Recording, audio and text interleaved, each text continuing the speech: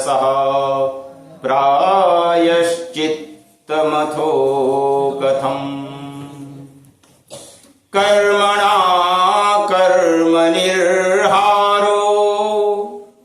न ह्यान्त्यन्तिकमिष्यते अविद्वद्धिकारित्वात् प्रायश्चित्तं विमर्शनम् कान्यकुब्जे द्विजः कश्चित् आसीत् पतिरजामिलः नाम्ना भ्रष्टसदाचारो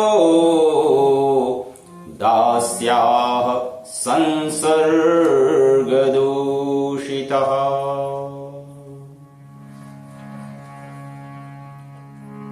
सुखदेव महाराज परीक्षित को पुष्टि प्रकरण की कथा सुना रहे हैं। इस प्रकरण में 3 विषय विचारणीय हैं: ध्यान, अर्चन और नाम संकीर्तन। क्योंकि इस युग की व्यवस्था बता रहे हैं कि कुछ लोगों के मन को यदि सरलता न मिल रही हो तो ध्यान से कठिन मन सरल हो जाता है। जो ध्यान नहीं कर सकते हैं वो अर्चन में जाते हैं, जो अर्चन भी नहीं कर सकते हैं वो नाम जप में जाते हैं। हरे नाम एव केवलम कलौ नास्तेव गतिरन्यथा। एक ही सत्य के लिए, एक ही बात के लिए, एक ही काम के लिए अनेकों उपाय हो सकते हैं। अपनी योग्यता के अनुसार, अपने अधिकार के अनुसार कि आपको क्या सुगम लगता है। किसी के मन को लगता है कि हम कोई ऐसा तरीका अपनाएं जो दूसरे लोग ना अपना सकें, उसमें हमको अच्छा लगता है। किसी मन को लगता है कि जिसमें सब लोग सुखी हों, जो सब लोग अपनाते हों, वही तरीका हम भी अपना करके लेकर के चलें, वो हमारे लिए अच्छा। अपनी अपनी मनोदशा की समीक्षा करनी है।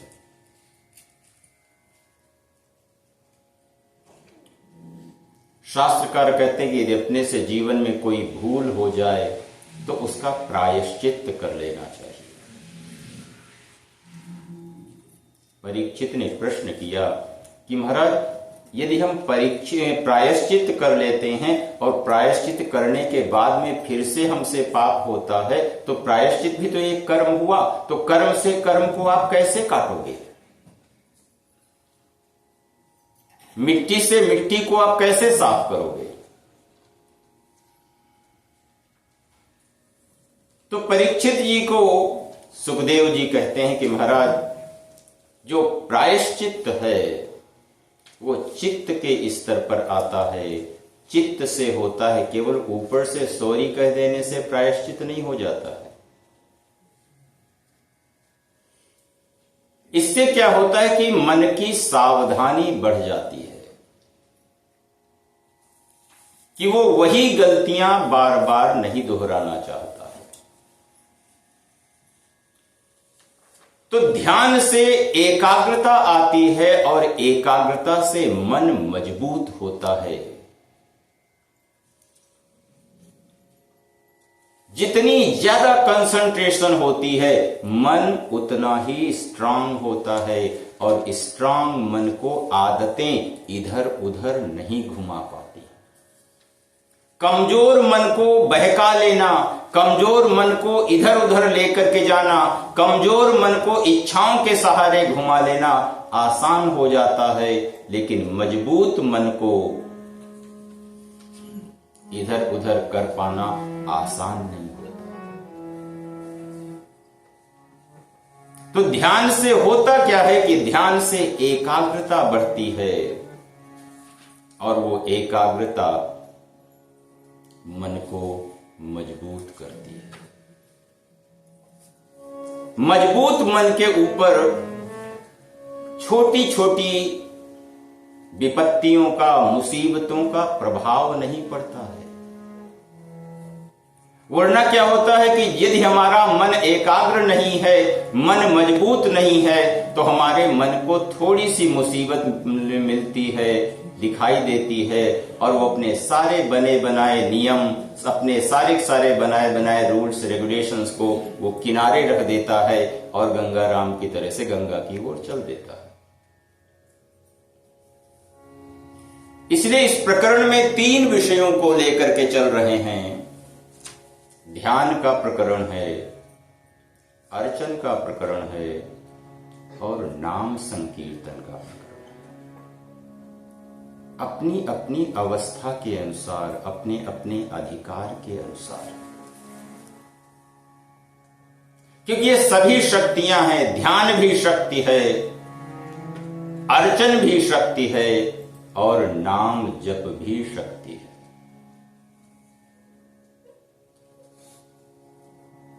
लेकिन जो अंदर की वृत्ति होती है वो एक ही शक्ति का अलग अलग उपयोग कर लेती है। जैसे यदि विद्या बुरे व्यक्ति के पास चली जाए तो वो क्या करती है? जो ज्ञान साइंटिस्ट के पास में है वही ज्ञान आतंकवादी के पास जब चला जाता है तो वो क्या करता है? ज्ञान तो वही है। यदि वही ध्यान बुरे व्यक्ति के पास चला जाता है तो वो बुराई बढ़ाने लग जाता है, वही अच्छे व्यक्ति के पास में चला जाता है तो वही अच्छाइयों को बढ़ाने लग जाता है। ज्ञान तटस्थ होता, शक्तियां तटस्थ होती, वो ये डिसाइड नहीं करती हैं कि हम अच्छे व्यक्ति के पास में है या बुरे व्यक्ति के पास में है। उपयोग करना ये हमारी चॉइस है, हम उसका कैसे उपयोग करें। देखो बहुत सारे लोगों के एक्सरसाइज मशीन नीचे रखी हुई और कपड़े टांगने के काम आती है, हाँ या ना?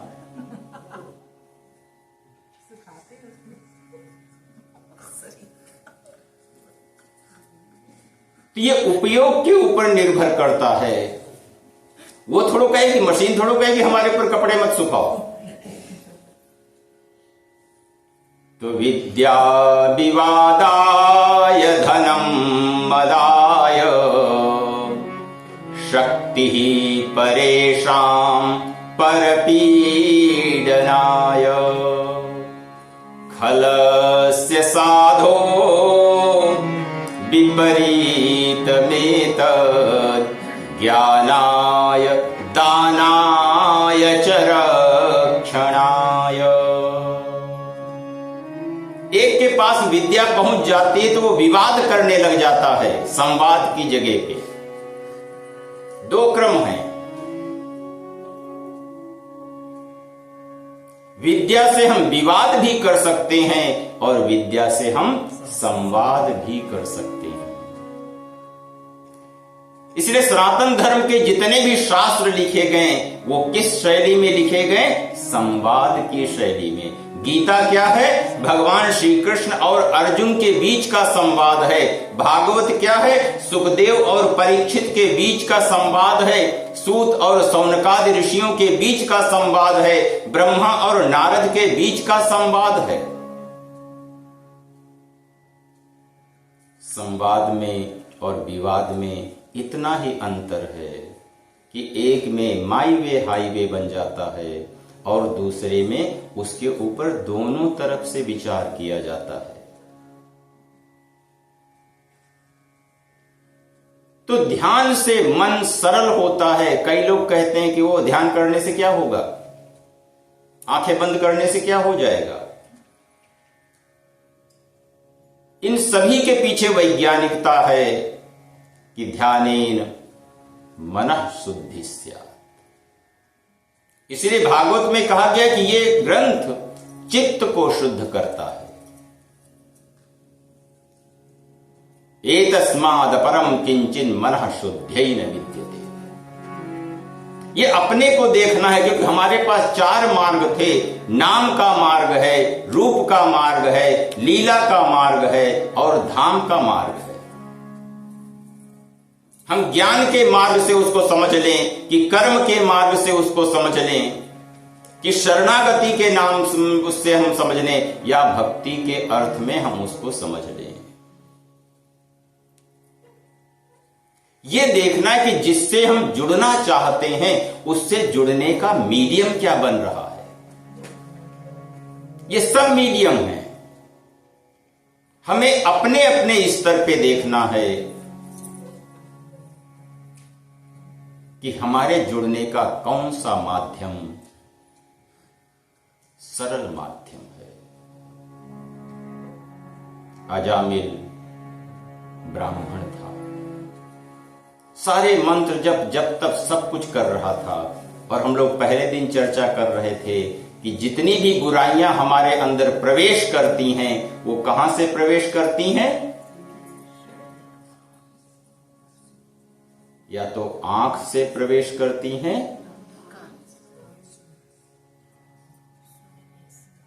कोरोना कहां से प्रवेश करता है?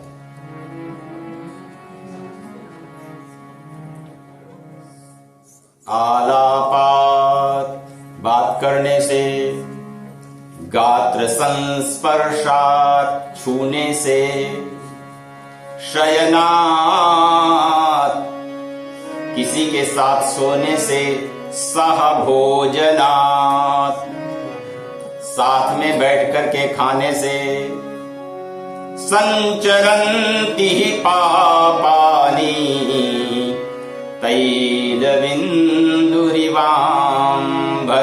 जैसे तेल में, वो पानी में अगर तेल डाल दो तो एक जगह डालते हैं लेकिन वो थोड़ी देर में सब जगह फैल जाता है। उसी तरह से जो बुराइयां हैं वो बातचीत के माध्यम से, जब भी किसी को कुछ कहोगे और ऊपर से कह दो कि देखो किसी को बताना नहीं, क्या होगा? वो दूसरे को पता चलेगी कि नहीं चलेगी? आलापात, गात्र संस्पर्शा। तो जो ध्यान है वो मन को सरल बनाने के लिए, क्योंकि आदत जो है वो हमें कठोर बना देती है, कठिन बना देती है, जटिल बना देती है। धर्म ये कहता है कि जीवन को सरल बनाओ, जीवन को मशीन न बना करके जीवन को एक चेतन सत्ता बनाओ। तो जो शक्तियां होती हैं वो व्यक्ति के माध्यम से, कि उनका उपयोग कौन क्या करता है उसके आधार पर निर्भर करता है। हमारे पास गीता है, हमारे पास वेद है, हमारे पास भागवत है, ये निर्भर करता है कि हम उनका उपयोग क्या करते हैं। कई लोग तो बड़े बड़े ग्रंथ लेकर के उनको वेट की तरीके से, जब कपड़े हो या और कोई चीज फोल्ड करनी हो, बराबर करनी हो, तो उनका उपयोग कर लेते हैं। कहीं हाइट बढ़ानी हो तो उनका उपयोग कर लेते हैं। वो नहीं मना करेंगे कि हमारा तुम क्या उपयोग कर रहे हो।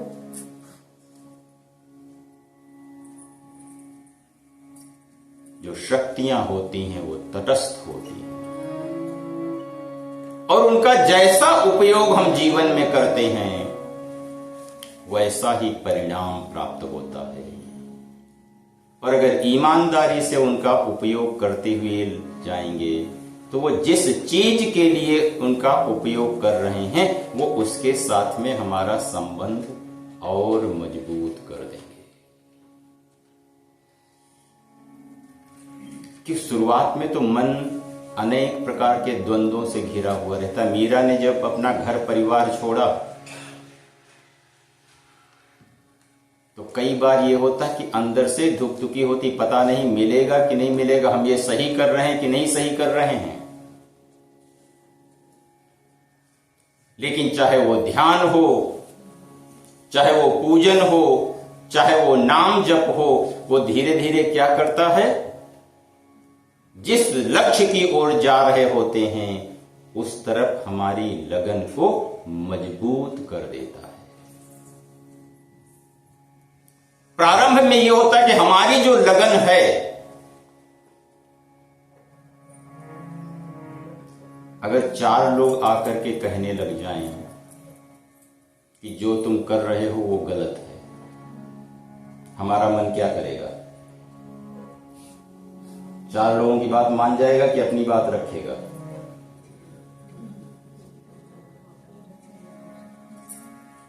चार चोर थे। एक ब्राह्मण देवता बाजार गए और बाजार से वो गाय का बछड़ा लेकर के आए, और वो बछड़ा इतना प्यारा था कि जिसको कि वो गोद में लेकर के आ रहे थे। उन चारों ने ये डिसाइड किया कि इनके हाथ से हमको ये चीज ले लेनी है। तो एक चारों ने अपनी योजना बना ली। जैसे वो बाजार से बाहर निकले तो उन्होंने कहा कि अरे ये बकरी का बच्चा बहुत अच्छा है, बड़ा सुंदर है, कहां से लेकर के आए हो? तो कहते नहीं नहीं, बकरी का बच्चा नहीं है, ये गाय का बछड़ा है। 1 किलोमीटर पे जाकर के दूसरा मिलता कि अरे बकरी का बच्चा कहां से लेकर के आए, बड़ा सुंदर दिखाई दे रहा है। तो फिर से अपनी आंखें धुल करके कहीं हमें देखने में तो दिक्कत नहीं हो गई। और अंततो गत्वा अपने घर तक पहुंचते पहुंचते जब चौथा व्यक्ति मिलता है तो बोलते कि अरे ये चौथा भी तो नहीं झूठ बोल रहा होगा, इसका मतलब हम ही से कोई न कोई गलती।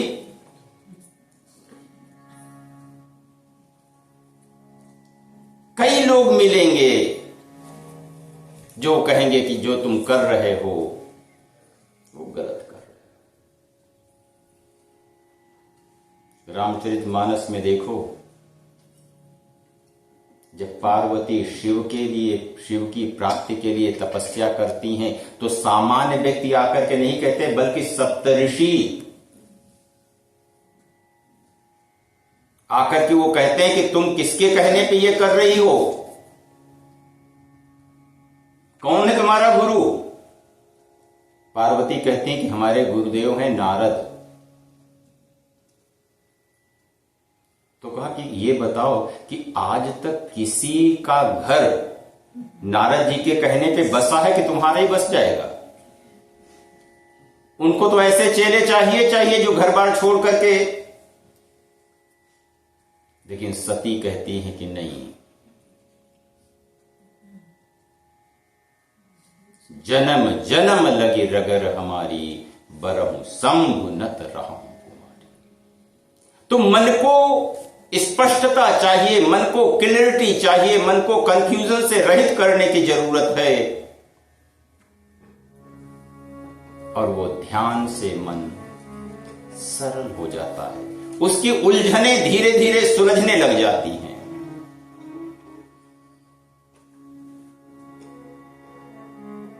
ध्यानेन मंत्र सिद्धि स्यात्। अजामिल बड़ा ज्ञानी ध्यानी है,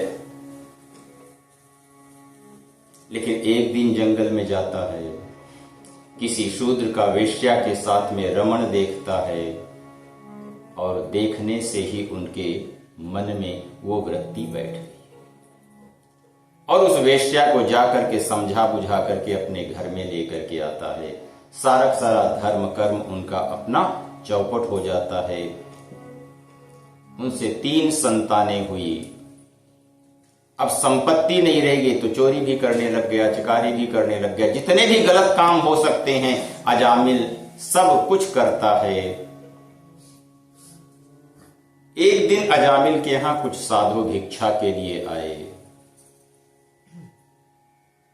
वो वेश्या भिक्षा लेकर के निकलती है, साधुओं को भिक्षा दी, साधुओं ने अन्न बनाया, भोजन किया, और उसके बाद में कहा कि हमें दक्षिणा भी तो चाहिए भोजन की।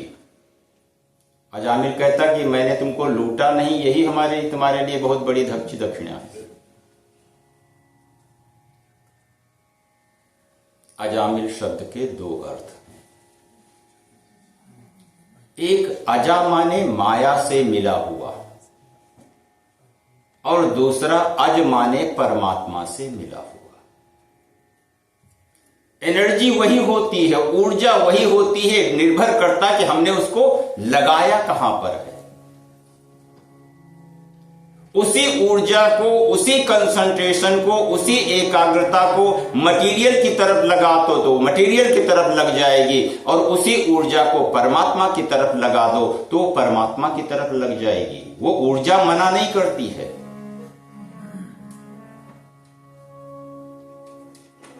अजामिल कहता कि मैंने तुम्हारा कुछ छीना नहीं, यही इसी बात को दक्षिणा मान लो।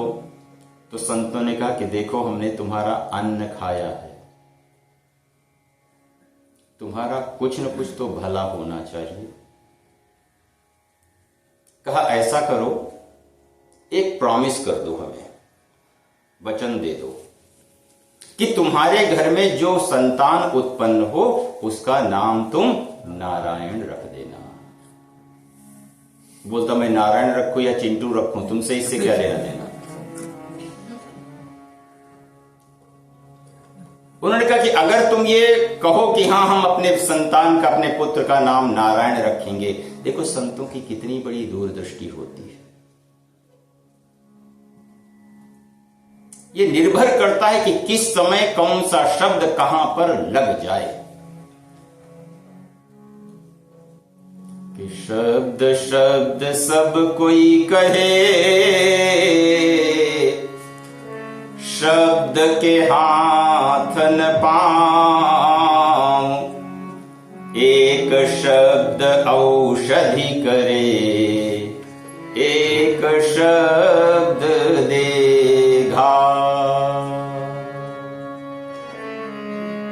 इंटेंशन,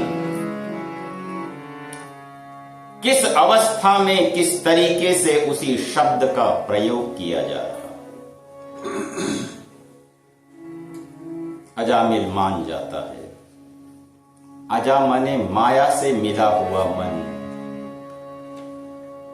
ये मान लेता है कि ठीक है, जो हमारे संतान उत्पन्न होगी उसका नाम नारायण रखेंगे। आधार बन गया है। कई बार ऐसी स्थितियां बन जाती हैं, कोई ये नहीं देखता है कि तुमने नारायण अपने बेटे को बुलाया है या नारायण उसको बुलाया है। नाम में कितनी शक्तियां हुआ करती हैं, किस समय वो कनेक्ट हो जाए कि नहीं नारायण ये वाला नहीं है, नारायण वो वाला है। इसलिए गीता कहती यम यम भावम स्मरण वापी त्यजन्ते कलेवरम। जिस जिस भाव का स्मरण करते हुए शरीर का त्याग किया जाता है, हमारी आत्मा, हमारी वृत्ति उसी जगह पे जाकर के लग जाती है। अजामिल अतिशय पापी। पाप माने विधि उल्लंघनम नाम पापम।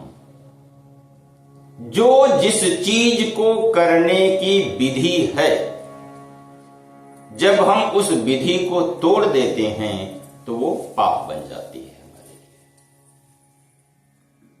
लिए। विधि उल्लंघनम नाम पापम। जैसे नहाना होता है, ठंडे पानी से नहाना चाहिए कि ज्यादा गर्म पानी से नहाना चाहिए। तो मूवी वाले भी कहते हैं कि ठंडे ठंडे पानी से नहाना चाहिए, गाना आए ना आए। और अगर हम नहा रहे हैं और वही ज्यादा गर्म पानी के साथ में नहा रहे हैं, फायदा होगा कि नुकसान होगा? ठंडी में मन क्या कहता है? विधि उल्लंघनम नाम पापम। हर चीज की जिसकी जो विधि है, जैसे उस विधि को तोड़ना शुरू कर दिया तो पाप हो गया। जैसे अगर किसी की कोई वस्तु लेनी हो, उससे अगर पूछ करके ले लो तो सही है, और बिना पूछे ले लो तो।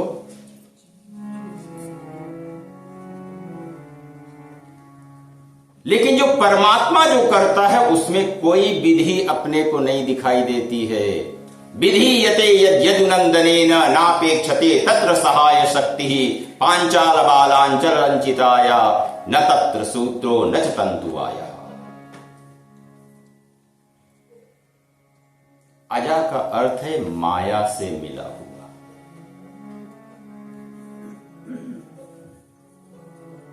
अगर माया को समीक्षात्मक दृष्टि से लेकर के आया जाएगा तो माया कोई बहुत बड़ी नहीं है, 2-3-4 चीजों में अपनी हर एक की माया सिमट जा रही है। अगर हम समीक्षा करेंगे तो अपने को पता चल जाएगा कि हमारी माया कहां कहां पे अटकी हुई है।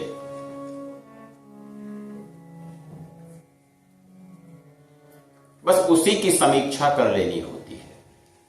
तो आज के प्रकरण की चर्चा क्या है कि ध्यान का प्रकरण है, अर्चन का प्रकरण है और नाम जप का प्रकरण है। एकाग्रता से मन शक्तिशाली बनता है।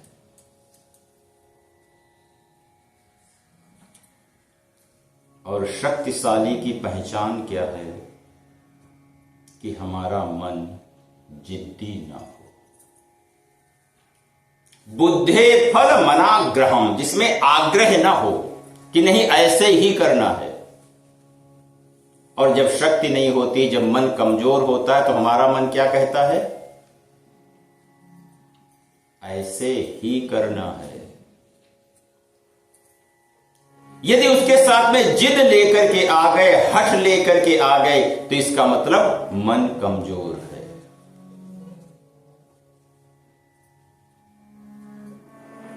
मजबूत मन का परिणाम यह है कि बुद्धे फल मनाग्रहम।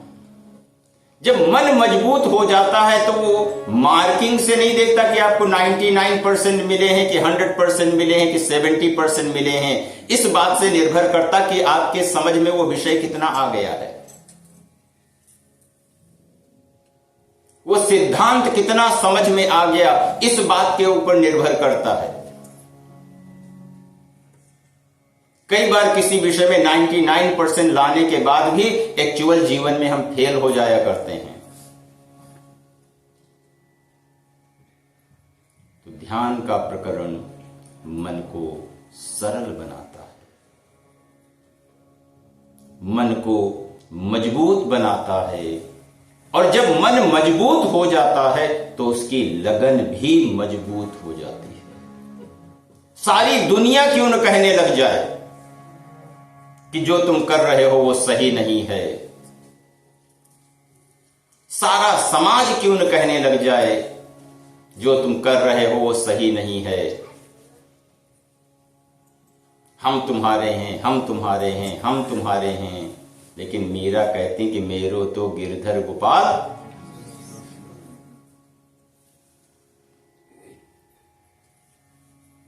नानक कहते हैं एक ही से सब होत है, एक ही में सब खोए। जो वो एक न जानिया तो बहु जाने का। और उस एक को जानने के लिए मजबूत मन चाहिए। कमजोर मन से उस एक को नहीं जाना जा सकता है। जब मन मजबूत नहीं होता तो अपने को राहें बदलनी पड़ती हैं। कभी इधर चल लिए, कभी उधर चल लिए, कभी उधर चल लिए, कभी उधर चल लिए।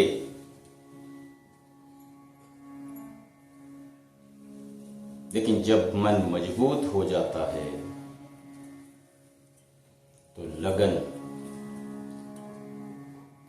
लग जाती है। गोपियों की बिना किसी तरीके के लगन लग गई, और उसके बाद चाहे कोई कितनी दलीलें लेकर के आए, कितने प्रमाण लेकर के आए कि नहीं तुम जो कर रही हो वो टोटल गलत है,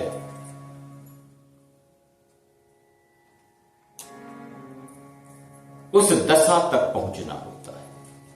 और वो तब हो पाता है जब हमारा मन मजबूत हो जाए।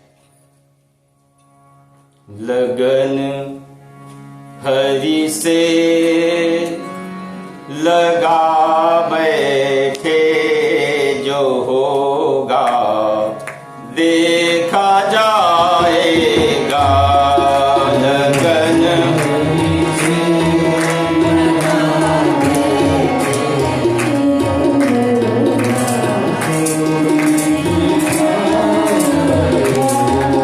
लगन हरि से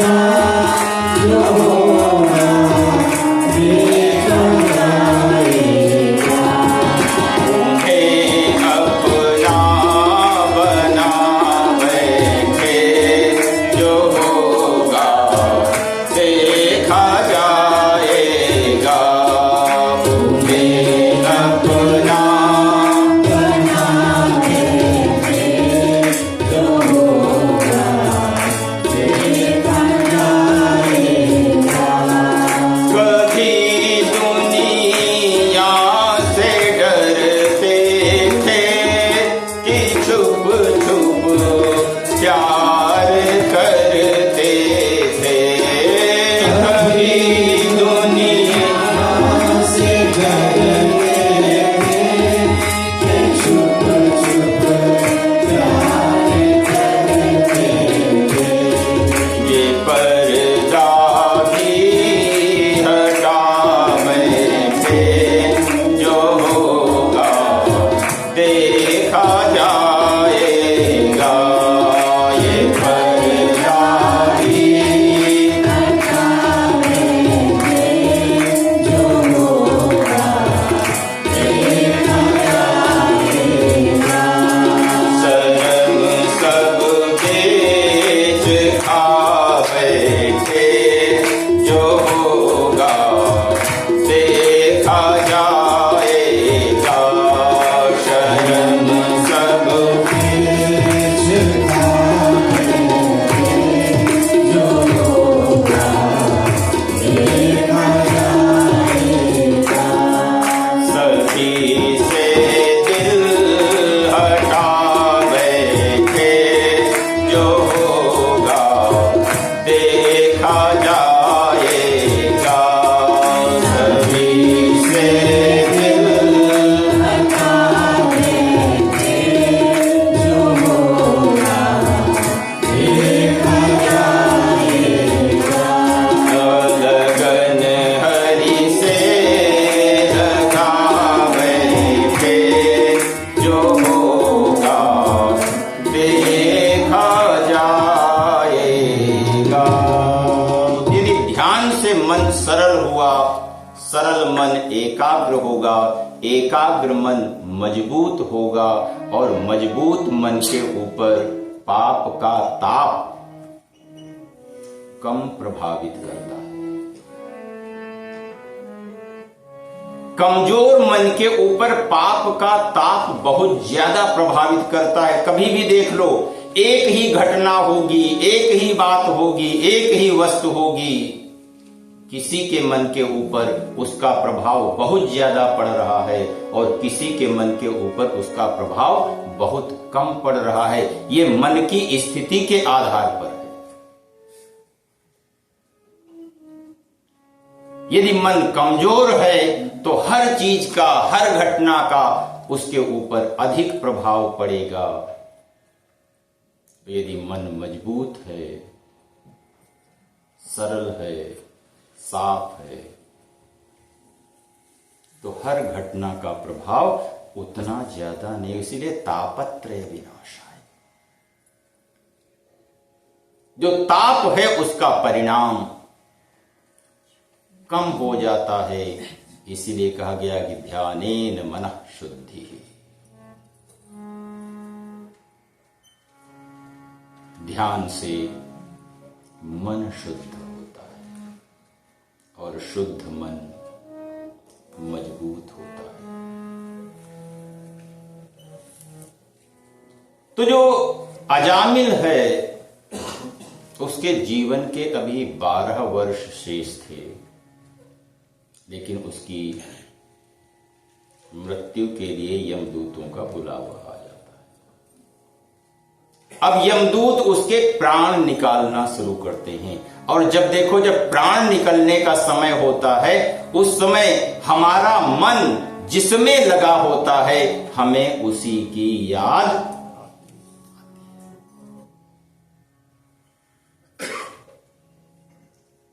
अपने यहां तो अनुभव तो सामान्य स्तर पे ये कहा गया है कि एक बार भी अगर राम का नाम ले लो, मृत्यु के समय में अगर राम का स्मरण आ जाए तो मुक्त हो जाता है। लेकिन आएगा कैसे? मैंने कई बार देखा, जब डॉक्टर 5 मिनट का भी करते हैं ना, तब भी वो पर्स संभालने की कोशिश करते हैं हॉस्पिटल में। हाँ, ये कोई शास्त्र के उदाहरण नहीं है। जो हमने सारे जीवन किया है वही अंतिम समय भी करेंगे, उसके अलावा और कुछ नहीं हो पाएगा।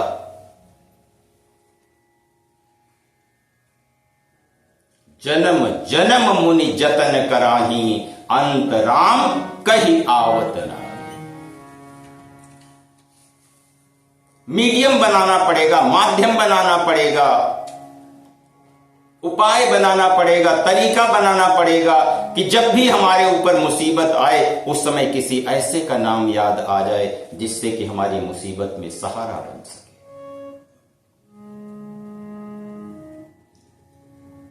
संतों ने कहा था कि अपने बेटे का नाम नारायण रख दिया। और जब अतिशय मृत्यु से बढ़कर के विपत्ति का समय दूसरा तो कोई नहीं हो सकता है।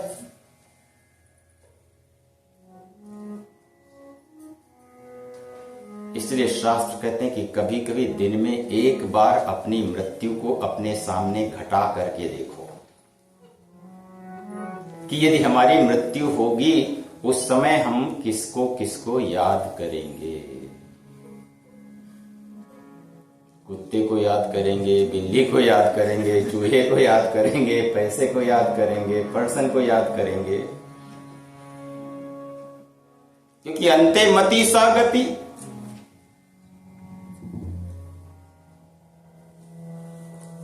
याद करने का मतलब कि उसके वाइब्रेशंस, उसकी एनर्जी, उसकी स्थिति काम कर रही है।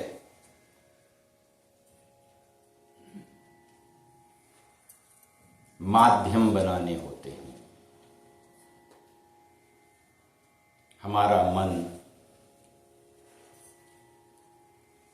आजकल के समय में सोचा जाए तो सेल फोन को ही ज्यादा याद करेंगे कि और किसी को याद करेंगे उससे ज्यादा कि मेरा फोन कहां है।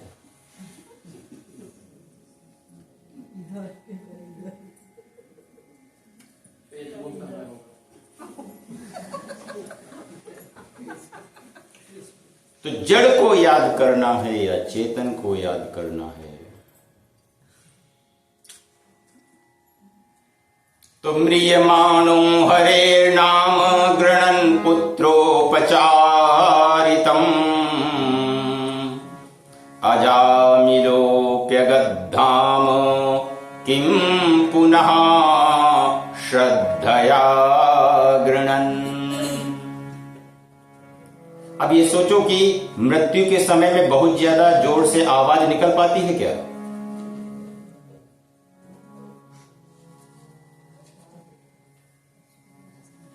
अनुभव नहीं है,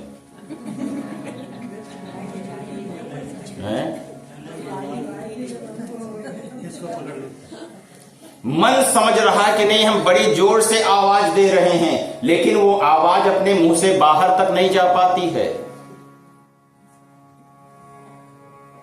कफवात पित्तै कंठावरोधन विधौ स्मरणं कुतस्ते। शरीर में बहुत सारे परिवर्तन शुरू हो जाते हैं।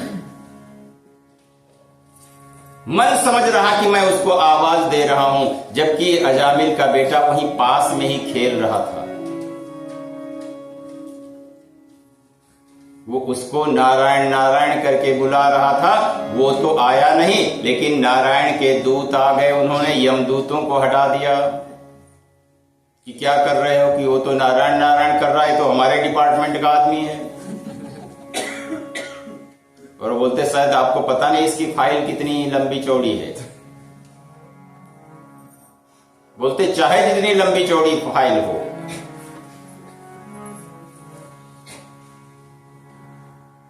अंत में यदि नारायण का नाम कह दिया। नारद जी को एक चोर मिला, वो छिपा हुआ था किसी से बचने के लिए, और नारद जी ने उसको 3 बार नारायण नारायण नारायण कहला दिया। और जब उसकी मृत्यु होती है तो यमराज कहते हैं कि भैया तुम्हारे पास केवल 3 मिनट का स्वर्ग है और बाकी सारा जीवन तुम्हारा नरक में जाने वाला। चॉइस है तुम्हारे पास में कि पहले तुम नरक में जाना चाहते हो या पहले तुम स्वर्ग में जाना चाहते हो। नारद जी उसको वहां भी मिल गए। बोलते कहते हम स्वर्ग जाते हैं। बोलता 3 मिनट के लिए स्वर्ग जाके क्या करते हैं, हम डोनेट कर देंगे ये स्वर्ग किसी को। नारद जी लेकर के गए। बोलता कि अब तुम यहां भी यही काम करो, नारायण नारायण नारायण बोलते रहो। जब वो फिर से आया कि तुम्हारे 3 मिनट पूरे हुए, तो नारद जी ने कहा कि जाकर के पूछा कि हमने 3 मिनट और किया यहां पे, उसका क्या है। और जब 2-4 बार उन दूतों को घुमाया गया तो उन्होंने पूछा कि उसको मिला कौन है। कहा कि नारद जी। क्या कि उससे कहते तुम्हारा नरक वाला काम जो है वो पूरा हो गया, तुम स्वर्ग में ही रह जाओ। गुरु कहो राम भजन तो अजामिल अपने पुत्र को बुला रहा था, लेकिन उसे नारायण की स्मृति भी आ हो गई। और जैसे ही भगवान विष्णु के दूतों में और यमदूतों के बीच ये संवाद होता है, क्योंकि अभी पूरे प्राण नहीं निकले थे,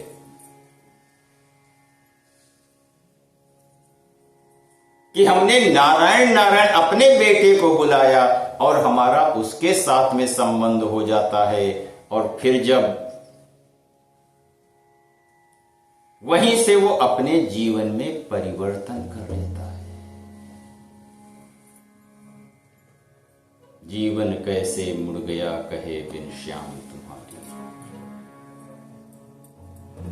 वाल्मीकि को देखो, बाल्या डाकू होते हैं। अंगुलीमाल को देखो, क्रिमिनल्स होते हैं। 999 लोगों की हत्या करके उंगली डाल ली थी। बदलने में कितना समय लगा।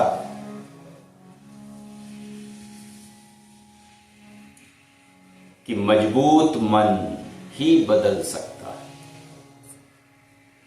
वाल्मीकि जब अपने घर पूछने के लिए गए कि तुम जो कुछ भी कर रहे हो अपने परिवार के लिए कर रहे हो, और परिवार वालों ने जब मना कर दिया कि नहीं हम तुम्हारे पाप में भागीदार नहीं होंगे, बदलने के लिए महीनों नहीं चाहिए होते हैं। और यदि हमारा मन बदलने के लिए महीनों चाह रहा है तो कभी भी बदल नहीं पाएगा। तो नाम के सहारे, नारायण नाम के सहारे, इसलिए भागवत में कहा गया कि आर्ता विषण्णा कि शिथिलाश्च भीता घोरे सुच वृत्ति सुजाच्यमाना संकीर्त्य नारायण नाम निर्मलम हरत्यशेषम। जितना भी किल्विष जीवन का होता है उतना वो चला जाता है। कई बार जब हम नाम में बुद्धि लगाते हैं ना, तो कहते हैं नहीं ऐसे नहीं, ऐसे लेना, ऐसे नहीं, ऐसे लेना, ऐसे नहीं, ऐसे लेना। गोस्वामी जी रामायण में कहते हैं कि भाव कुभाव अनख आलस हूं नाम जपत मंगल दिशि दश। इसलिए सनातन धर्म की तो ये धारणा बन चुकी, जो जितने काम भगवान से नहीं हो पाते हैं उससे ज्यादा जीवन का भला उनके नाम से होता है। कि राम एक तापस तीय तारी नाम कोटि खल कुमति उघारी। राम ने आकर के केवल अहिल्या का उद्धार किया, लेकिन उनके नाम ने पता नहीं कितनी कुमतियों का उद्धार कर दिया। ध्यान कठिन लगे तो पूजा, पूजा कठिन लगे तो नाम जप, नाम जप कठिन लगे तो सेवा, सेवा कठिन लगे तो दान, दान कठिन लगे तो दर्शन। येन केन प्रकारेण मनः कृष्णे निवेश। नाम का प्रभाव कब कम हो जाता है।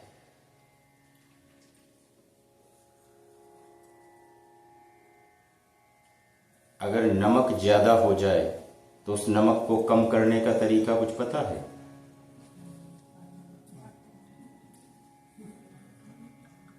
अगर खाने में नमक ज्यादा हो जाए तो उस नमक को कम करने का तरीका होता है ना। तो उसी तरीके से जितना भी हम नाम जप कर रहे होते हैं, अगर उससे अपोजिट एनर्जी को ऐड करते चले जा रहे हैं तो उस नाम जप की ऊर्जा कम हो जाती है। कि अगर शास्त्रों की, सदगुरुओं की आलोचना भी साथ साथ में होती रहती है तो नाम जप कम हो जाता है। यदि नाम में भेद करते हैं तो नाम जप का प्रभाव,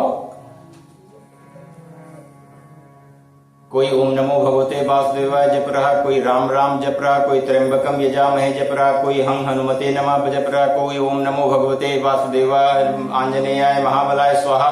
दूसरा कहता नहीं, हरे कृष्ण हरे राम हरे हरे, ये वाला मंत्र ज्यादा अच्छा है, ये बाकी सबके सब इस समय नहीं चलते, एक्सपायर हो गए हैं।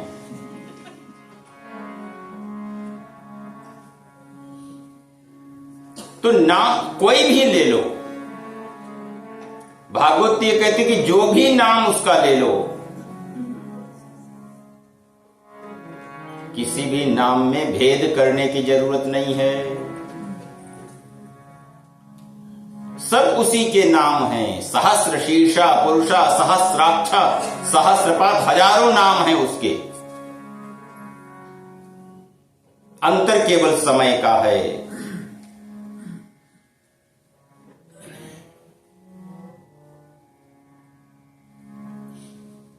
लेकिन इस दिशा में शुरुआत हमारा मन प्रारब्धते न खलु विघ्न भयेन नीचैः। कोई सोचता अगर इसको शुरू किया तो बीच में समस्या आ जाएगी, इसलिए वो शुरू नहीं करते हैं। प्रारब्ध विघ्न विहिता विरमन्ति मध्याः, बीच में जब कोई समस्या आ जाती है, कहीं आना जाना हो गया, बस उतने में ही अपना नियम टूट जाता है।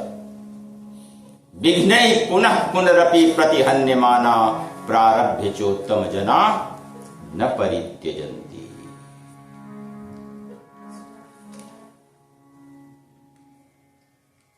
मन में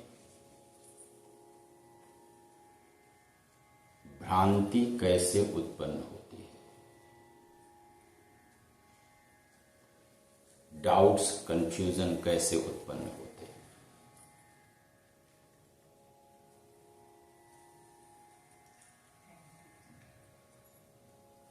3 बार हमारे साथ रिपीट करना। चित्ते, सब लोग नहीं बोल रहे हैं अभी।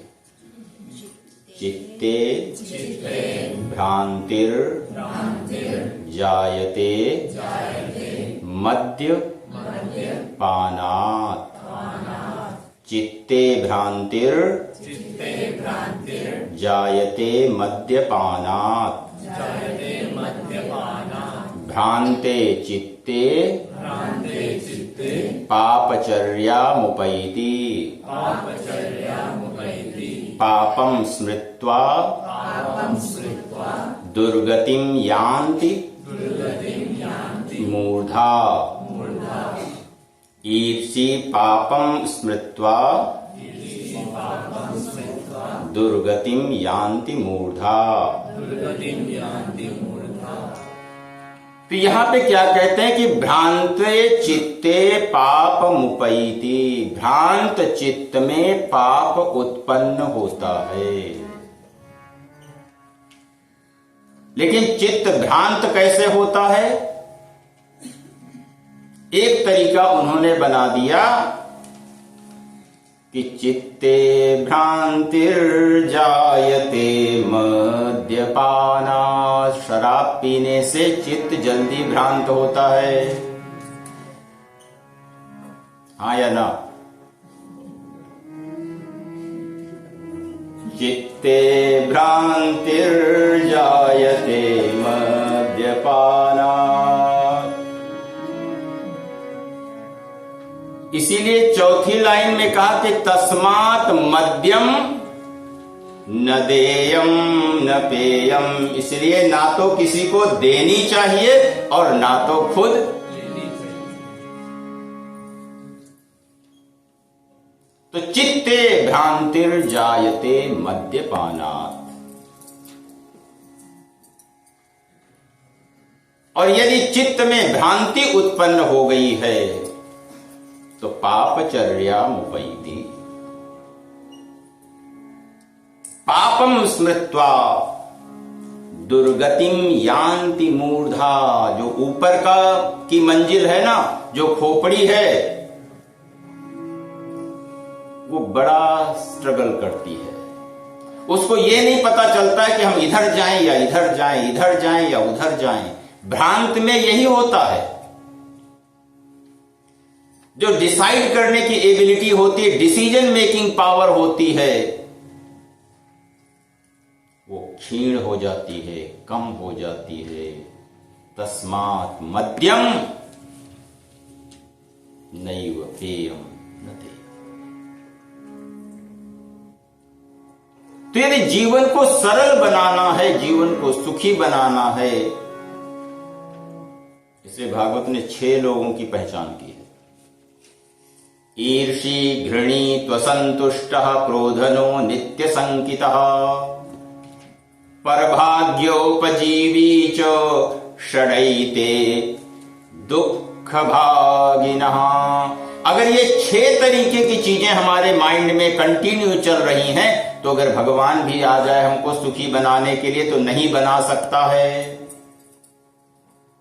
ईर्षी, दूसरे से ईर्ष्या करने वाला, जेलसी,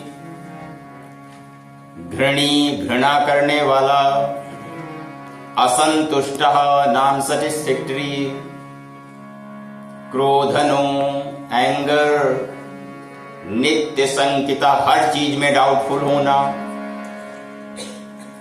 परभाग्योपजीवी च षडैते दुख भागिनः। तो जब अजामिल का उद्धार होता है और अजामिल के उद्धार के उपरांत प्रचेत प्राचेत स महाभाग संसिद्ध तपसा भवान यच्छ्रद्धया यत्परया मयि भावम परोगतः। प्राचीन बरही और प्रचेता का उदाहरण देते हैं कि यदि ध्यान के माध्यम से, अर्चन के माध्यम से, नाम जप के माध्यम से हमने मन को मजबूत कर लिया है, तब परिणाम क्या होगा? जो स्मार्टनेस है वो बढ़ जाएगी कि कम हो जाएगी? इसलिए प्राचीन बरही राजा के यहां प्रचेता नामक 10 पुत्र होते हैं। उन प्रचेताओं के यहां दक्ष की उत्पत्ति होती है और दक्ष ने 60,000 हर्यश्व नामक पुत्रों को उत्पन्न किया। अपने को लगता कि यह कहानी किसी और की चल रही है। अगर आउटर वर्ल्ड की जगह इनर वर्ल्ड में जाओ तो अपने को पता चल जाता है कि प्रचेता माने एक्स्ट्रा केयरफुलनेस, एक्स्ट्रा अवेयरनेस। जब मन मजबूत होता है तो जागरूकता बढ़ जाती है, अवेयरनेस बढ़ जाती है, वो है प्रचेता। और उस प्रचेता से उत्पन्न क्या होता है? दक्ष। निपुणता, चतुरता, होशियारी, समझ, अंडरस्टैंडिंग।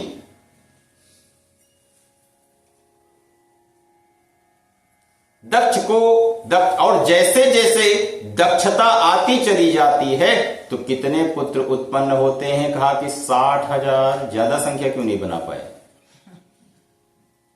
कभी देखो कि हमारे दिमाग में 24 आवर में थॉट्स कितने पैदा होते हैं।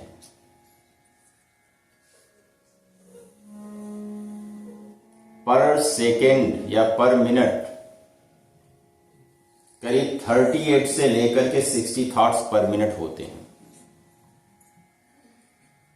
और ये जो स्मार्टनेस है, जो चतुरता है दक्ष की, वो हमारे विचारों की कहानी कहते हैं। समस्या हमारे सामने क्या आती, जितने भी हमारे विचार उलझे हुए होते हैं उतनी ही ऊर्जा हमारी जाती है। तो दक्ष ने क्या किया, अपने 60,000 पुत्रों को नारायण सरोवर पे भेजा और कहा कि जाओ तुम संसार में सृष्टि करो। हमारा जीवन हमारी वजह से चलता है कि हमारे विचारों की वजह से चलता है?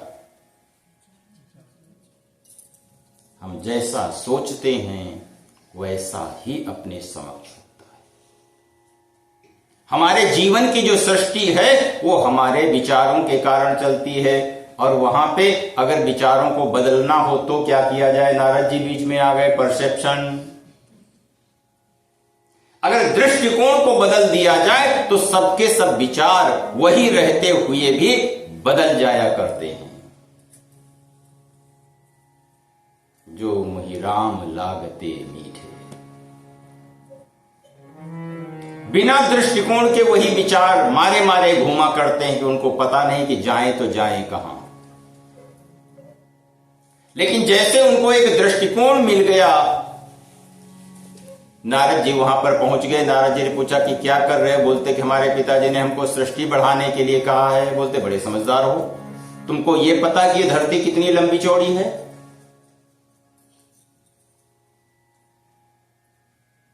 अगर ऊपर से नीचे, बाएं से दाहिने अगर मेजरमेंट करके देखो कि कितनी, पहले तुमको ये पता होनी चाहिए कि भाई इतनी अर्थ है तो कितने लोगों को तुम यहां पे बसाओगे। कभी सोचो कि धरती कितनी चौड़ी होगी? 20,000 25,000 किलोमीटर। नारद जी ने उनसे दूसरा प्रश्न किया कि ये बताओ कि ऐसा कौन सा देश है जहां केवल एक ही पुरुष रहता है? और ये बताओ कि ऐसी गुफा कौन सी है जहां प्रवेश तो किया जा सकता है लेकिन निकला नहीं जा सकता है? ये बताओ ऐसी नदी कौन सी है जो उल्टी सीधी दोनों तरफ चलती है? जब मन होता है तो सीधी चलती, जब मन होता है तो उल्टी चलती है। और वो लोग इन्हीं प्रश्नों का उत्तर ढूंढते ढूंढते उनको लगा कि भैया परमात्मा की ओर जाना ज्यादा सरल है बजाय संसार में धक्के खाने के। और वो सबके सब बाबा बन गए। दक्ष को बड़ा बुरा लगा कि हमारे विचार निरर्थक हो गए। उन्होंने दक्ष को श्राप दे दिया कि तुम 2 घड़ी से ज्यादा किसी भी जगह पे रुक नहीं सकते हो। दृष्टिकोण ज्यादा देर तक टिक नहीं पाते, उनके लिए बड़ी जद्दोजहद करनी पड़ती है। एक दृष्टिकोण हम बनाते हैं कि जीवन में ऐसा करना, ऐसा करना, ऐसा करना, और उसके बाद में थोड़ी देर के बाद में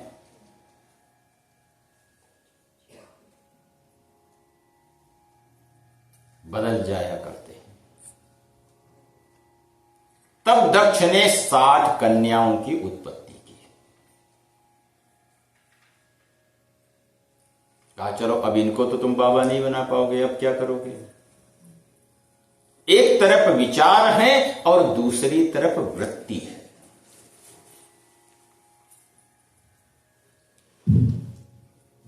उन्हीं में से विश्व रूप का जन्म होता है। एक बार इंद्र और बृहस्पति के बीच अनबन हो जाती है। इंद्र माने इंद्रियां, बृहस्पति माने विजडम, बुद्धि। इंद्रियां कुछ करना चाहती हैं और बृहस्पति उस चीज को करने से मना कर देते हैं, तो बृहस्पति रूठ करके देवताओं से अलग हो जाते हैं। भैया ये लो अपना झोली झंडा, अब हम तुम्हारे गुरुजी नहीं रहे, अब तुम अपना किसी और को नियुक्त कर लो। बृहस्पति देवताओं को छोड़ देते हैं। बुद्धि के अनुसार इंद्रियां चलती हैं या कि सेंसेस के अनुसार बुद्धि चलती है? और यदि बुद्धि के अनुसार जब तक इंद्रियां चल रही हैं तब तक देवता गुरु के कहने में हैं, और जब इंद्रियां अपने मन से चलने लग जाएं तो इसका मतलब कि बृहस्पति उनसे निकल गए। और जैसे ही बृहस्पति ने देवताओं को छोड़ा तो दैत्यों ने उनके ऊपर शुभ समय जाना कि उनके ऊपर आक्रमण करना शुरू कर दिया। जितनी भी बुरी आदतें हो सकती थीं उन सभी ने उनके ऊपर आक्रमण करना शुरू किया और देवताओं को परास्त कर दिया। चाहे अच्छी हैबिट्स हों या बुरी हैबिट्स हों, वहां से शुरू हो जाती है। अब उससे बचने के लिए ब्रह्मा जी के पास में गए। ब्रह्मा जी ने कहा कि एक तो पहले तुमने गलत काम किया, अब ऐसा करो कि विश्वरूप को तुम अपना गुरु बना लो। देवताओं ने विश्वरूप को अपना गुरु बनाया, लेकिन विश्वरूप का मातृकुल असुर कुल था, तो वो जहां वो एक तरफ इंद्राय स्वाहा करते थे, वहां दूसरी तरफ वो दैत्यों को भी आहुति दे दिया करते थे। जब विश्वरूप है वो कहते भाई अच्छे में भी परमात्मा है, बुरे में भी परमात्मा है। एक एव परब्रह्म द्वितीयम नेह नानास्ति किंचन। ये आप थोड़ो कह सकते हो कि केवल इंसान में भगवान है लेकिन दूसरे में भगवान नहीं है, पेड़ पौधों में भगवान नहीं है।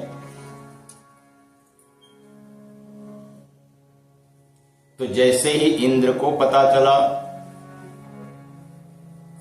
तो इंद्र ने विश्वरूप का सिर काट दिया।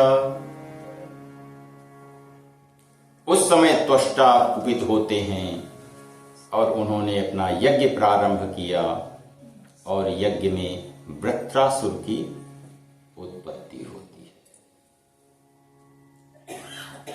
बाहर से समझो तो एक इतिहास दिखाई देगा, अंदर से अगर समझो तो ये हमारी अपनी ही कहानी है। वृत्रासुर माने वृत्ति।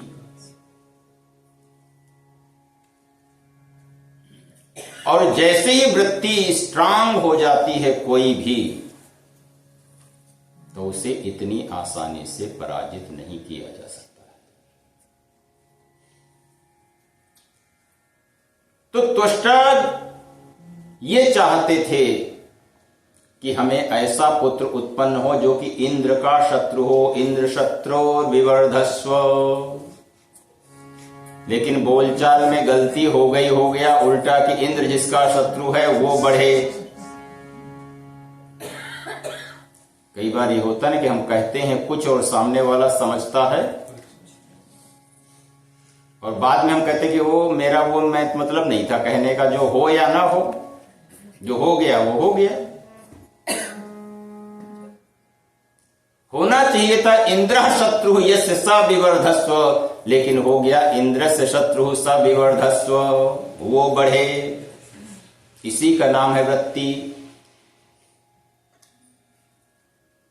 जब इंद्रियों से जब बुद्धि काम न कर रही हो, इंद्रियों की स्थितियां बढ़ती चली जा रही हो, तो उस समय वृत्ति मजबूत हो जाती है, वृत्तियां असुर बन जाती हैं। असुर माने असुसु रमन्ते इति असुराः।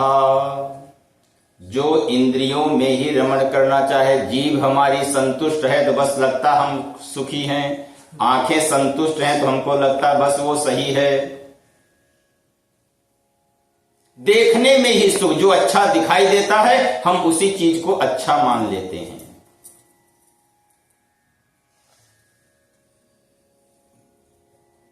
कई लोग तो पैर के छोटे टाइट जूते भी होते हैं, काट भी रहे होते हैं, फिर भी दर्द होता है, लेकिन पार्टी में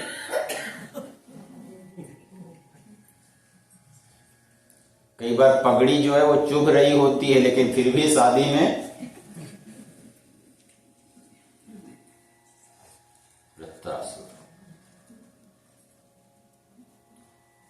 कितस्य स पांचजन्यां विष्णुमायोपबृंहिता हर्यस्व ज्ञान संयुक्तम पुत्रा न जनयद विभुः।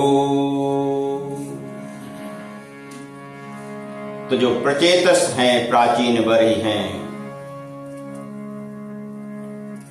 अब वृत्रासुर का विनाश कैसे हो? जो वृत्तियां आ गई हैं और वो असुर बन गई हैं, असुसु रमन्ते इति असुराः। जो केवल इंद्रिय सुख में ही रमे उसका नाम है असुर।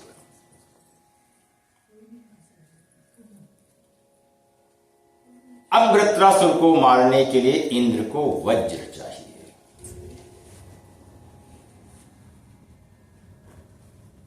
और वज्र किससे बनाया जाएगा?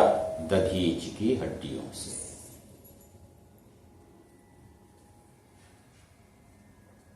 ब्रह्मा जी ने उनको बता दिया कि दधीच ऋषि की अस्थियों से वज्र का निर्माण करना होगा। कभी ये देखो कि अस्थियों का निर्माण हमारे केवल खाने पीने से होता कि उसका कोई जेनेटिक रोल भी है। और वही दधीच है कि दधीच ने अपनी अस्थियों को मृत्युंजय मंत्र से, महामृत्युंजय के मंत्र से इतना शक्तिशाली बना लिया था। और जब देवता उनके पास में उनकी अस्थियां मांगने के लिए गए तो उन्होंने बहाना बना दिया कि अभी मुझे सारे तीर्थों में जाकर के घूम करके आना है, उसके बाद में देखेंगे। और देवता भी कहते हैं कि महाराज ऐसा करते हैं, हम सारे तीर्थ आपके लिए यहीं लेकर के आ जाते हैं। इसीलिए कहा गया कि चाहे देवता हो, चाहे मनुष्य हो, चाहे ऋषि हो, जब वो व्यवहार में आते हैं ना, हर एक में स्वार्थ भरा हुआ होता है।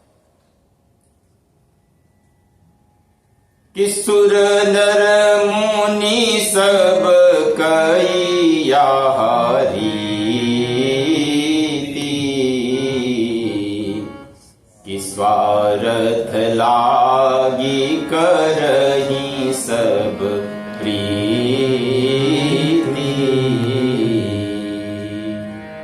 संसार में जो भी कोई किसी को प्रेम करता है वो परमार्थ से नहीं करता है, केवल। इसलिए उपनिषदकार कहते हैं नवा अरे पत्यु कामाय पति प्रियो भवति, आत्मनस्तु कामाय सर्वम प्रियो भवति। अपने ही सुख के लिए सब चीजें हमको प्रिय होती हैं, जबकि हम कहने के लिए क्या कहते हैं कि आई लव यू कि आई लव मी। और जरा सा झटका लगता है तो आई लव यू किस में बदल जाता है? तो स्वार्थ लागी करही सब प्रीति। तो स्वार्थ से प्रीति होती है। तो जब वृत्रासुर का वध होता है, दधीच की अस्थियों से वज्र का निर्माण होता है। और वज्र क्या है? ध्वनि, सवाग वज्रम। साउंड जो है वो वज्र बन जाता है। कभी देखो कि हमको सबसे ज्यादा चोट अपने मन को किससे लगती है? जो बोला गया है, जो कहा गया है।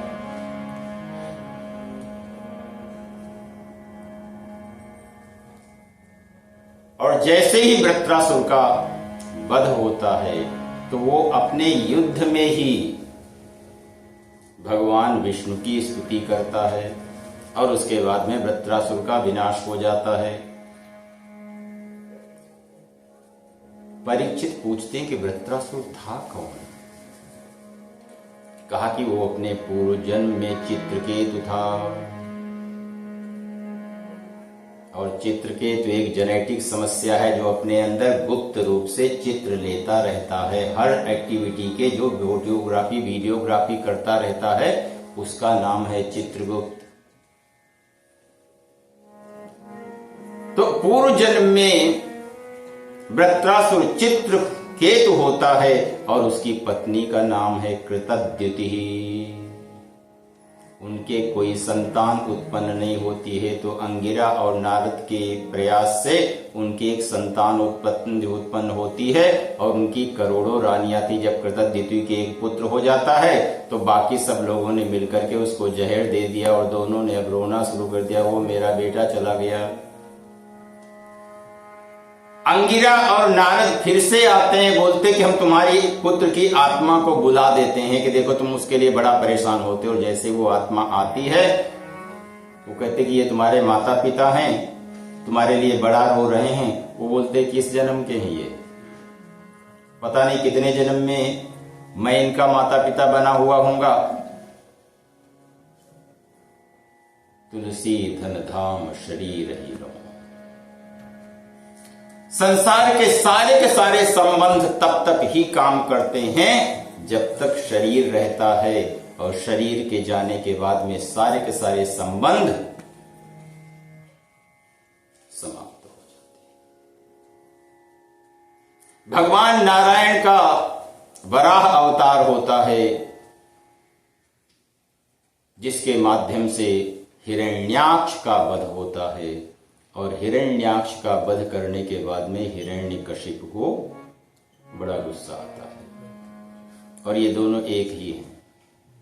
हिरण्य माने सोना हो आंख में जिसके, और हिरण्यकशिपु माने जो सोने की तकिया लगाता हो। दोनों लोभ के स्वरूप हैं। इसीलिए कहा जाता है कि अहंकार का जो अंतिम आक्रमण है वो या तो परमात्मा होता है या उसके भक्त होते हैं। तो हिरण्याक्ष तपस्या के लिए जाने के लिए तैयार हुआ कि हम शक्ति अर्जित करेंगे और उस शक्ति से विष्णु को पराजित कर देंगे। और वो तपस्या करने के लिए जाता तो देवताओं ने बृहस्पति से कहा कि आप जाकर के कुछ करो। तो जिस पेड़ के नीचे वो जाकर के तपस्या करता है, वहीं जाकर के बृहस्पति तोता बन करके बैठ करके नारायण नारायण नारायण नारायण रटने लग जाते हैं। जैसे वो ध्यान लगाने का प्रयास करता है, वैसे ही वो तोता नारायण नारायण बोलने लग जाता है। तो हिरण्यकशिप कहता कि आज कैसे हुआ, लगता कि कुछ अपशगुन हो गया था आते आते, और वापस शाम को चला जाता है घर। कयाधु उनकी धर्मपत्नी का नाम था। वो पूछती कि आज हुआ क्या। बोलते कि मैं तपस्या करने के लिए जा रहा था, तो उसी पे एक तोता बैठा हुआ था। मैंने भगाने की बड़ी कोशिश की, वो बार बार नारायण नारायण कर रहा था। और उसी समय प्रहलाद जी का गर्भ में आगमन होता है।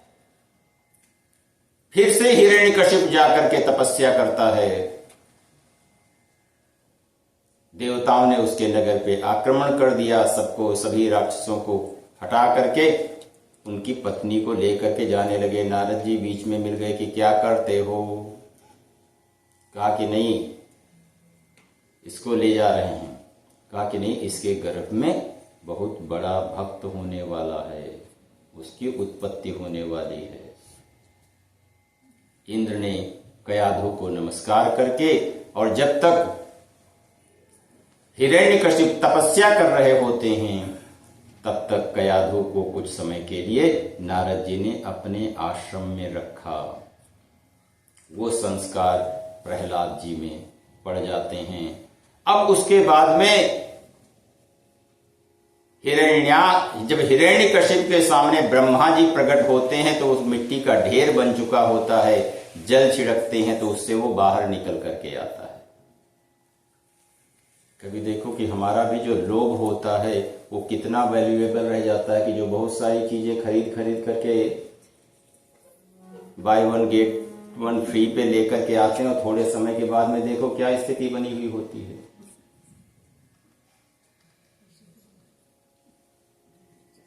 इसीलिए हिरण्यकशिप भी एक मिट्टी का ढेर बन गया था। लोभ की परिणति ही ये होती है। और जब ब्रह्मा जी ने जल छिड़का तो वो बाहर निकला। बोलता क्या है कि हम अमृत तो मांगते हैं कि हम मरे नहीं। ब्रह्मा जी ने कहा कि भैया ऐसा कुछ हो नहीं सकता है। इस संसार का नियम है कि आया है सो जाएगा। राजा रंक फकीर, मरना तो सबको ही पड़ेगा। क्योंकि ये ब्रांच किसकी, अहंकार ब्रांच किसकी होती है, स्मार्टनेस की। तो बोलता अच्छा रुको थोड़ी देर, हम देखो तुमको कितना बुद्धू बनाते हैं। तो बोलता न मैं इससे मरूं, न सुबह मरूं, न शाम को मरूं, न दोपहर में मरूं, न अंदर मरूं, न बाहर मरूं, न अस्त्र से मरूं, न शस्त्र से मरूं, तुम्हारे बनाई हुई किसी भी चीज से ना मरूं। ब्रह्मा जी ने कहा कि तथास्तु, ये हो सकता है। हिरण्यकशिप कहता है कि देखो कि कितनी इनकी बुद्धि खराब हो गई, मैं कह रहा था कि हमें अमृत तो चाहिए तो नहीं दिया, न जड़ से मरूं न चेतन से मरूं, ब्रह्मचर्य का सब चीजें ठीक हैं, न तुमसे मरूं न तुम्हारी सृष्टि से मरूं, ब्रह्मचर्य का तथास्तु, सब कुछ बराबर हो गया सारे। और देखो कि जब भी हमारी ऊर्जा आसुरी बनती है तो वो यही चाहती है कि हम कभी, रावण भी यही मांग लेता है कि हम काहू के मरहीन मारे, वानर मनुज जाति दुई बारे, इन दो को छोड़ करके मेरी मृत्यु। और जब उसको ये विश्वास हो जाता कि हमारे पास ब्रह्मा जी का दिया हुआ सर्टिफिकेट, हम किसी भी चीज से मरेंगे ही नहीं, तो जाकर के देवताओं के ऊपर चढ़ाई कर देता है। देवताओं को अहंकार, जितने भी दैवी गुण होते हैं उन सभी को भगा देता है। हिरण्यकशिप के 4 पुत्र होते हैं, ह्लाद, संलाद, प्रहलाद, प्रहलाद। सबसे छोटा जो होता है वो प्रहलाद होता है।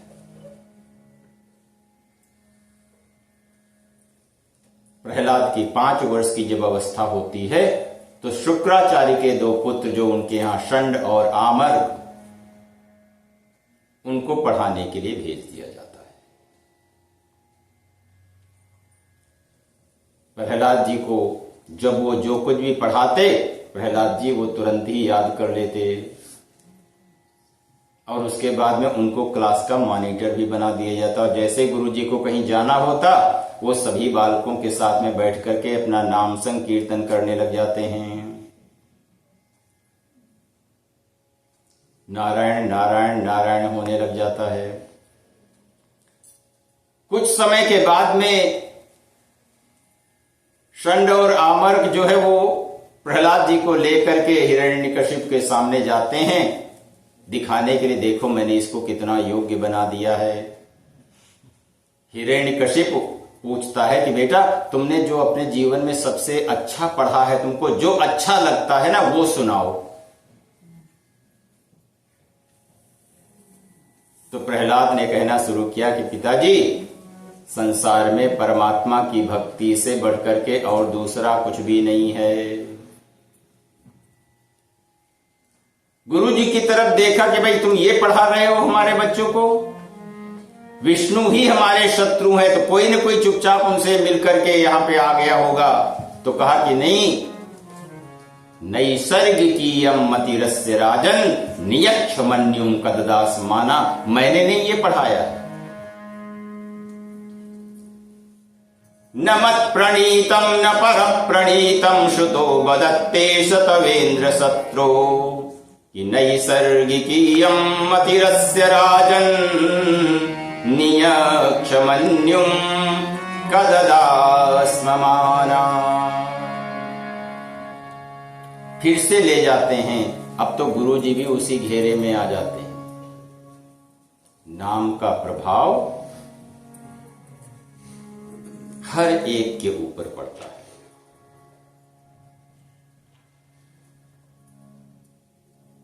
एक दिन जब फिर से बुलाया कि आज पूछा कि तुम्हें क्या सबसे अच्छा लगता है, तो उन्होंने बताया स्मरणम श्रवणम कीर्तनम विष्णु स्मरणम पाद सेवनम अर्चनम वंदनम दास्यम सख्यमात्म निवेदनम। 9 भक्ति सुना दी। भगवान का श्रवण करना, स्मरण करना, अर्चन करना, वंदन करना,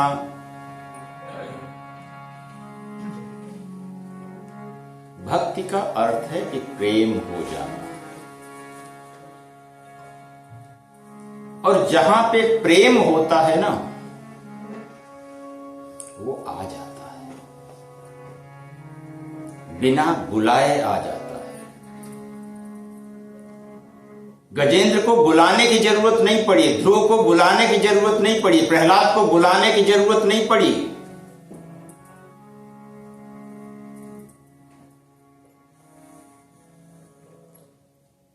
गोपियों को बुलाने की आवश्यकता नहीं पड़ी।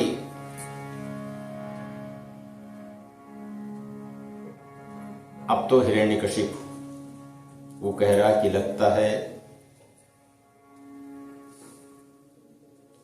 यही हमारा शत्रु बन करके आया। प्रहलाद को अनेक प्रकार के कष्ट दिए गए, जितने भी कष्ट संभव हो सकते थे वो कष्ट हिरण्यकशिप ने प्रहलाद को के ऊपर प्रयोग किए। क्योंकि जब भी इस रास्ते के ऊपर चलते हैं ना, तो अनेक प्रकार से अपने जीवन में परीक्षाएं ली जाती हैं। वो काल के द्वारा भी होगी, वो कर्म के द्वारा भी होगी, वो गुणों के द्वारा भी होगी, और वो स्वभाव के द्वारा भी होगी।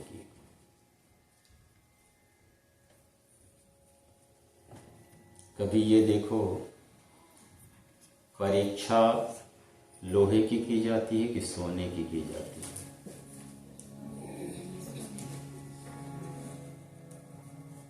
सामान्य की कोई परीक्षा नहीं करता है, जब कोई विशिष्ट बनने लग जाता है तो उसकी परीक्षा होती है। यथा चतुर्भिः कनकः परीक्षते निघर्षणतापछेदनताप ताड़नई, तथा चतुर्भिः पुरुषः परीक्षते ज्ञानेन शीलेन गुणेन कर्मणा। ज्ञान से, स्वभाव से, गुणों से और कर्मों से परीक्षा ली जाती है। लेकिन परीक्षा तभी होती है जब सोना बनने की स्थिति में हो। सामान्य स्तर पे परीक्षा की कोई आवश्यकता नहीं रह जाती है। जब जीव विशिष्ट बनने की स्थिति में आ जाता है तो उसकी परीक्षा होनी शुरू हो जाती है। काल भी परीक्षा लेगा, कर्म भी परीक्षा लेगा, गुण भी परीक्षा लेंगे और स्वभाव भी परीक्षा लेगा।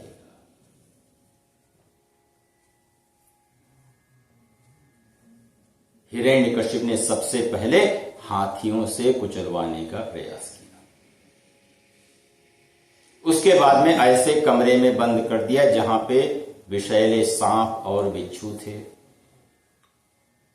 अग्नि से जलाने का प्रयास किया, पत्थर बांध करके जल में डुबाने का प्रयास किया, पहाड़ से गिराने का प्रयास किया। सब चीजें, सब कुछ करके देख लिया।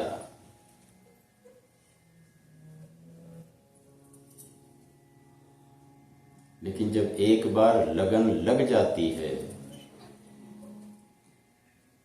तो उसे निकाल पाना इतना आसान नहीं होता है। क्योंकि वो ये सोचता कि शायद डर के कारण ये चीजें बदल जाएंगे, लेकिन कच्ची चीजें बदल जाएंगी, लेकिन जो पक चुकी हैं उनमें परिवर्तन नहीं हो पाता है। अब तो अति हो गई। कहते हैं कि प्रहलाद जी इस तरीके से उठते थे हर विपत्ति में से, ऐसे लगता जब वो जिनको भूमि पर पटका गया तो लगता कि जैसे कि बिस्तर से उठ रहे हैं। जब पहाड़ से उनको फेंका गया तो लगता कि पानी के ऊपर तैर रहे हैं। प्रकृति साथ दे जाती है, प्रकृति अनुकूलता के साथ में। भोजन देना बंद कर दिया। कथाकार कहते हैं कि भगवान ने लक्ष्मी जी से पूछा कि भाई सभी ने भोजन कर लिया कि कोई बचा हुआ है? लक्ष्मी जी ने कहा कि हमारा प्रहलाद बचा हुआ है। कहा कि उसके लिए प्रसाद की व्यवस्था करो। और जब हिरण्यकशिप को पता चला तो बोलता कौन भोजन दे करके गया है? क्या ये कोई जादू टोना जानता है क्या?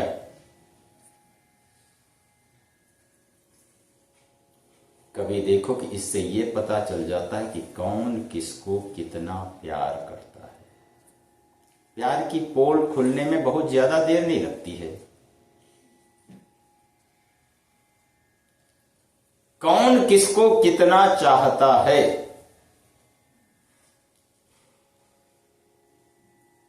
ये पता चल गया कि हिरण्यकशिपु प्रहलाद को मारना चाहता है। तो षंड और आमर्क ने वरुणास्त्र के माध्यम से उनको बांध करके फिर से लेकर के आते हैं। हिरण्यकशिपु अपने महल में उनसे ये पूछता कि बताओ तुम्हारा भगवान है कहां। प्रहलाद कहते हैं कि पिताजी तुम गलत स्कूल में से आए हो, इसीलिए तुम गलत प्रश्न कर रहे हो। बजाय ये पूछने की भगवान है कहां, ये पूछना चाहिए कि कहां नहीं है। वो ओमनी प्रेजेंट है, वो सब जगह रहता है। जर्रे जर्रे में है झांकी भगवान की, किसी सूझ वाली आंख ने पहचान की। वो सब जगह है, वो हवा में भी है, वो पानी में भी है, वो सूर्य में भी है, वो चंद्र में भी है, वो जल में भी है, वो थल में भी है, वो हम में भी है और तुम में भी है।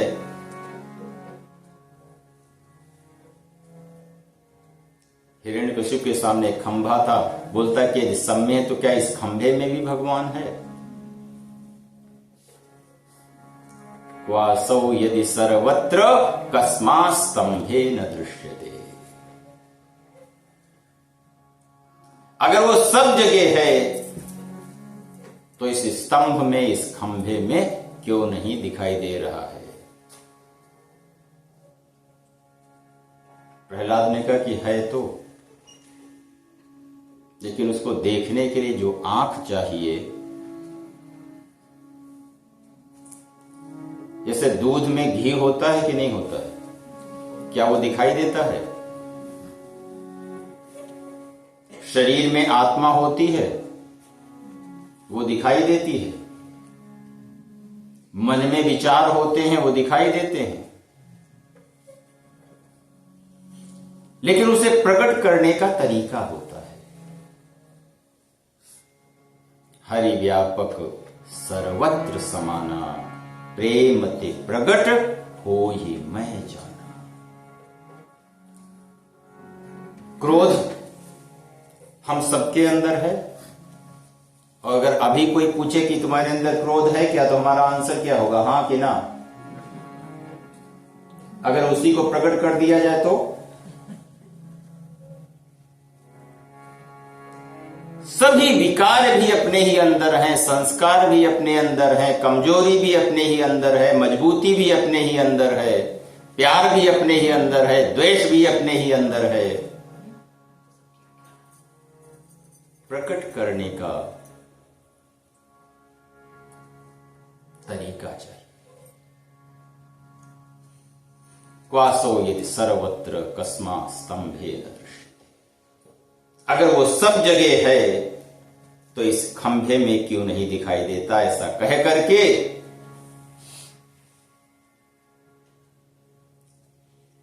हिरण्याक्ष ने अपनी गदा से खंभे के ऊपर प्रहार किया,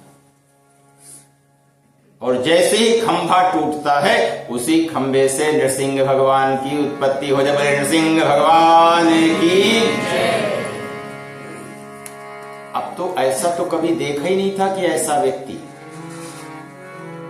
और जैसे ही नृसिंह भगवान प्रकट होते हैं, कुछ तो घबराता है, लेकिन बाद में ब्रह्मा जी का सर्टिफिकेट दिखाता है कि मुझे ये देखो ब्रह्मा जी का वरदान मिला है, मैं अमर हूं। बोले तुम अमर नहीं हो, जो जो शर्तें उसमें लिखी गई हैं उनको देख लो। कुछ देर तक वो हिरण्याक्ष के, हिरण्यकशिप के साथ में भगवान खेलते हैं।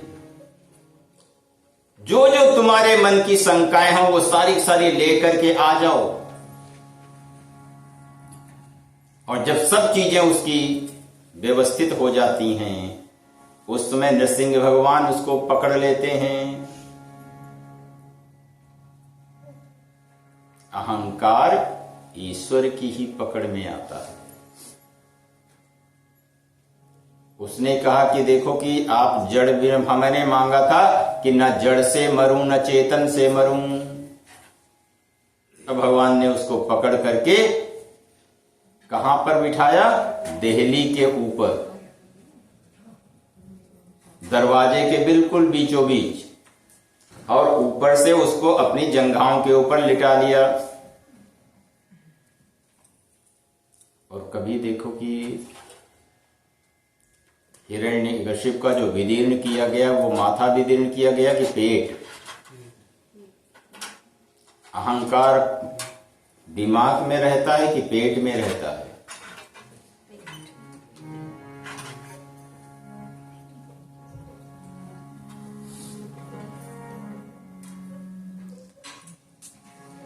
भ्रम तो हमको यह है कि अहंकार, गट्स फीलिंग कहां होती है? डर कहां लगता है? दिमाग में कि पेट में? अहंकार होता किन चीजों का? जो मटीरियल है उन्हीं का तो होता है। इसलिए माथा नहीं फाड़ा, छातियां नहीं फाड़ी।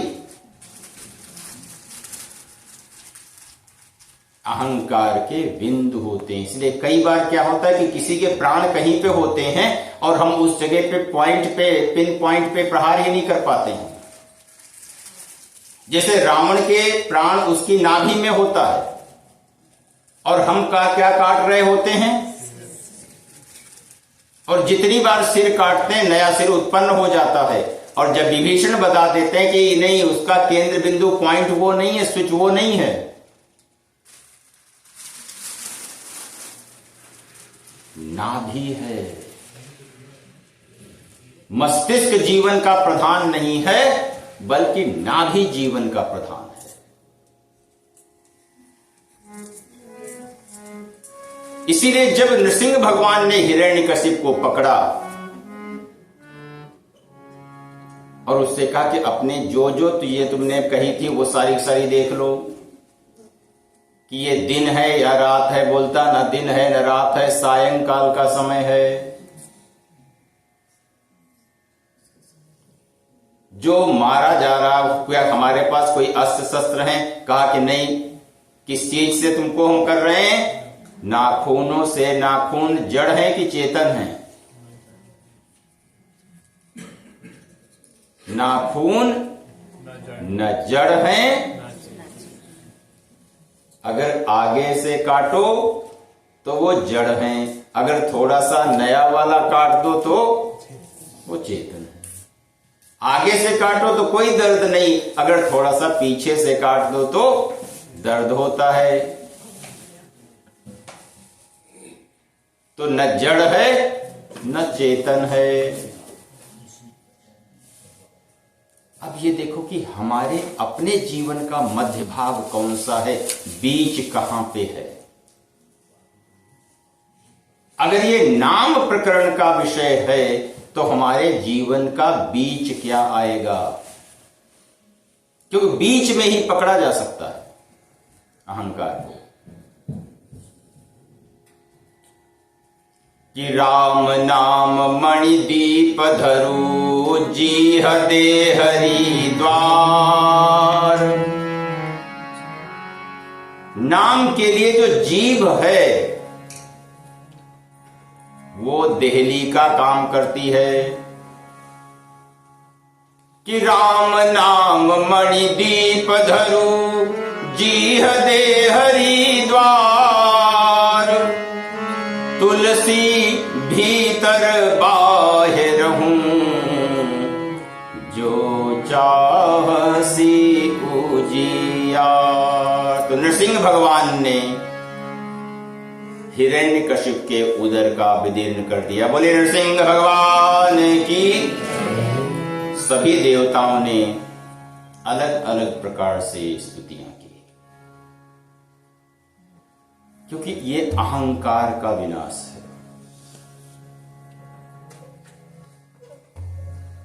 भगवान नृसिंह ने हिरण्यकशिप का विनाश करके प्रहलाद को बचाया। आए कुछ समय के लिए नृसिंह की स्तुति। आप लोग फ्लावर्स लेकर के। भूखण्डं वारणाण्डं परवरविरटं डम्पडम्पोरुडम्पम् डिं डिं डिं डिं डिडिम्बं दहमपि दहमै झम्प झम्पैश्च झम्पै तुल्यास्तुल्यास्तु तुल्या धुम धुम धुम कै कुङ्कुमां कै एतत्ते पूर्णयुक्त महरः करः पातु मां नारसिंहः।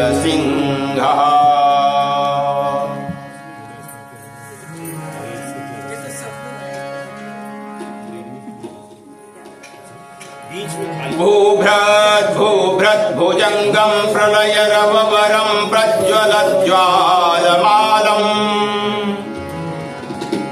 खर्जर्जं खर्जदुर्जं खिकचकचखचित् दुर्जयन्तम् भूभागं भोगभागं गगगगगनं मर्दयत्मत्युगन्धम् स्वच्छं पुच्छं स्वगच्छं स्वजनजननुतः पातु मां नारसिंहः। एनाभ्रं गर्जमानं लघु लघु मकरो बालचन्द्रार्कदंष्टो हेमां भोजं सरोजं जट जट जटिलो जाड्यमानस्तु भीतिः दन्तानां बाधमानां खट खट खटगो भोजजानुः सुरेन्द्रो निष्प्रत्यूहं स राजा गह गह गहतः पातु मां नारसिंहः। शङ्खं चक्रं च चापं परशुमशमशं शूलपाशाङ्कुशास्त्रम् बिभ्रन्तं वज्रखेटं हलमुसलगदा कुन्तमत्युग्रदंष्टम् ज्वालाकेशं त्रिनेत्रं ज्वलदभरिव संहारकेयूरभूषम् वन्दे प्रत्येकरूपं परपदनिवसः पातु मां नारसिंहः। पादद्वन्द्वं धरित्री कटिविपुलतरो मेरुमध्योढमूरुम् नाभिं ब्रह्माण्ड सिन्धुं हृदयमपि भवो भूतविद्वत् दुश्चक्राङ्कं स्वबाहुं कुलिशनखमुखं चन्द्रसूर्याग्निनेत्रम् वक्त्रं वह्निः सुविद्युः पातु मां नारसिंहः। नासाग्रं पीनगण्डं परबलमथनं बद्धकेयूरहारम् रौद्रं दंष्ट्राकरालम् अमितगुणगणं कोटिसूर्याग्निनेत्रम् गाम्भीर्यं पिङ्गलाक्षं भ्रकुटितविमुखं षोडशार्धार्धबाहुम् वन्दे भीमाट्टहासं त्रिभुवनविजयः पातु मां नारसिंहः। के नृसिंहाश्च के नवरससदृशं देवभीत्वं गृहीत्वा देवन्द्यो विप्रदण्डं प्रतिवचनपयायाम्यनः प्रत्यनैषी शापं चापं च खड्गं प्रहसितवदनं चक्रचक्रीचकेन ओमित्ते दैत्यनादं प्रकच विविदुषा पातु मां झं झं झं झं झकारं झस झस झसितं जानुदेशं झकारं हुं हुं हुंकारकारं हरितकाहसायं दिशेवम् वं वं वं वं वकारं वदन दददतियं वामपुक्षं सुपुक्षं लं लं लं लं लकारं लघुगणविजयः पातु माम्। भूतप्रेतपिशाच यक्षगणसः देशान्तरोच्चाटना चोरव्याधिमहाज्वरं भयहरं शत्रुक्षयं निश्चयम् सन्ध्याकालजपे सुवश्यकमिदं सद्भक्तिपूर्वादिभिः प्रह्लादेव वरो वरस्तु जयिता सत्पूजितां